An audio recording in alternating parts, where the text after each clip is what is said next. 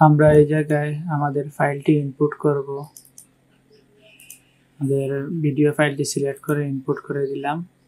এরপর ভিডিও সাইজটি দেখতে পাচ্ছি আমরা এই জায়গায় এইচডি রয়েছে। আমরা এই সাইজের কম্পোজিশন তৈরি করতে চাইলে ভিডিও ফাইলটিকে সিলেক্ট করে আমরা এই নিউ কম্পোজিশনের উপর ছেড়ে দিব।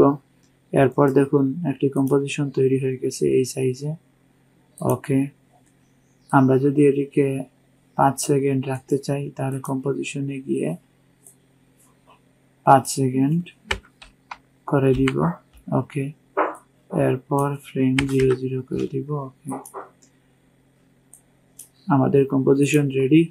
এরপর আমরা এই ভিডিও লেয়ারটি সিলেক্ট করে আমরা ইফেক্ট এন্ড প্রিসেটে চলে যাব। যদি ইফেক্ট এবং প্রিসেট এটি এই জায়গায় না পাই তাহলে উইন্ডোজে চলে গিয়ে আমরা এই জায়গায় ইফেক্ট এন্ড প্রিসেটকে চেক মার্ক করে দিব, তাহলে এই জায়গায় চলে আসবে। আমরা এই জায়গায় সার্চ দিব ট্রাইটুন সার্চ দেওয়ার পর দেখুন এই এফেক্টটি চলে আসছে। আমরা এটিকে অ্যাপ্লাই করে দিলাম ডাবল ক্লিক করার। এরপর আমরা এখন মাস্ক করব। মাস্ক করার জন্য আমরা চলে যাব পেন টুলে গিয়ে আমরা এই পানির অংশ যেটি রয়েছে এটিকে মাস্ক করে দিলাম। ওকে, তাহলে উপরের অংশ এখন দেখা যাচ্ছে না, সেই জন্য আমরা এই তীরে ক্লিক করব। এরপর ইফেক্টে চলে যাব, এরপর ট্রাইটুন, এরপর এই যে প্লাস রয়েছে এটিতে ক্লিক করব। এটিতে ক্লিক করে এই জায়গায় আমরা মাস্ক 1 সিলেক্ট করে দিব। তাহলে দেখুন যে অংশ মাস্ক করেছিলাম সেই অংশ দেখা যাচ্ছে এবং তার উপরের অংশটিও এখন দেখা যাচ্ছে। এবার আমরা এই জায়গায় গিয়ে যে রং দিতে চাচ্ছি এই জায়গায় সেই রংটি আমরা সিলেক্ট করব, ওকে করে দিব, তাহলে অ্যাপ্লাই হয়ে যাবে। এবার যদি আমরা আরেকটি মাস্ক একই লেয়ারে করতে চাই এবং সেটির কালার পরিবর্তন করতে চাই তাহলে সেই লেয়ারটি সিলেক্ট করে আমরা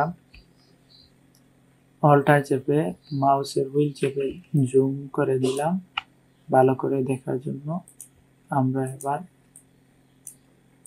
এটিকে পেন টুল দিয়ে ভালো করে মাস্ক করে নিই।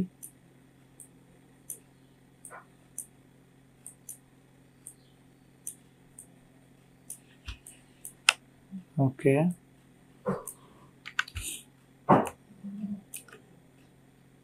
এরপর আমরা এই জায়গায় ক্লিক করব।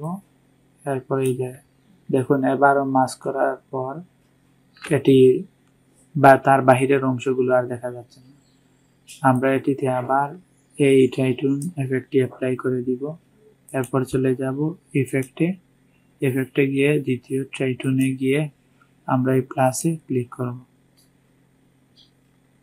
প্লাসে ক্লিক করার পর আমরা মাস্ক 2 দিব। তাহলে দেখুন উভয় মাস্কও দেখা যাচ্ছে এবং আমাদের মেইন ফাইলটিও দেখা যাচ্ছে। আমরা এটির কালার চাইলে এই জায়গা থেকে পরিবর্তন করে দিতে পারি, যে কালার দেব সেটি এই জায়গায় দেখা যাবে। এবার যদি আমরা ফিট করে দেই তাহলে আর স্পেস চাপি তাহলে আমাদের অ্যানিমেশনটি এইরকম হয়ে গেল। আশা করি বুঝতে পারছেন। ওকে, এবার আমরা যদি আমাদের অ্যানিমেশন ফাইলটি এক্সপোর্ট করতে চাই তাহলে ফাইলে চলে যাব, এরপর এক্সপোর্ট, এরপর অ্যাড টু মিডিয়া এনকোডার। এই মিডিয়া এনকোডারটি আপনারা ইনস্টল করে নেবেন। আপনাদের আফটার ইফেক্ট যে ভার্সনের মিডিয়া এনকোডারও সেই ভার্সনের হতে হবে। ওকে, আমরা ফাইলে চলে গিয়ে export add to media encoder click করলাম। তাহলে আমাদের মিডিয়া এনকোডারটি ওপেন হয়ে গেল। একটু সময় অপেক্ষা করার পর আমাদের ফাইলটি লিঙ্ক হয়ে গেছে। এরপর এই জায়গায় ক্লিক করে যে জায়গায় আমরা এটিকে সেভ করে রাখবো সেই জায়গাটি সেই ফোল্ডারে প্রবেশ করব। এরপর এটির একটা নাম দিব, এরপর সেভ ক্লিক করব। এরপর এই সবুজে ক্লিক করব।